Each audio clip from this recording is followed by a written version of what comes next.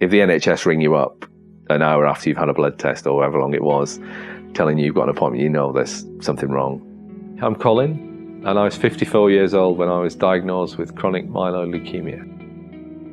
I was due an eye test in, I think it was either March or April 2016.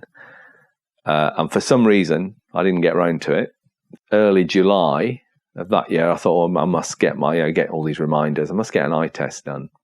So I went over to my opticians, and my optician, she said, you've got some lesions on the back of your eyes.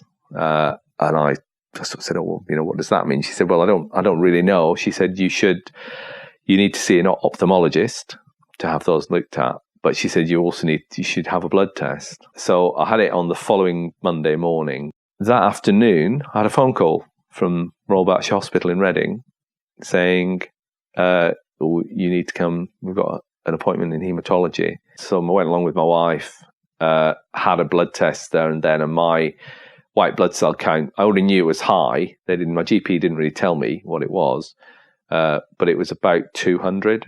Didn't really know what that meant, other than it wasn't a good thing.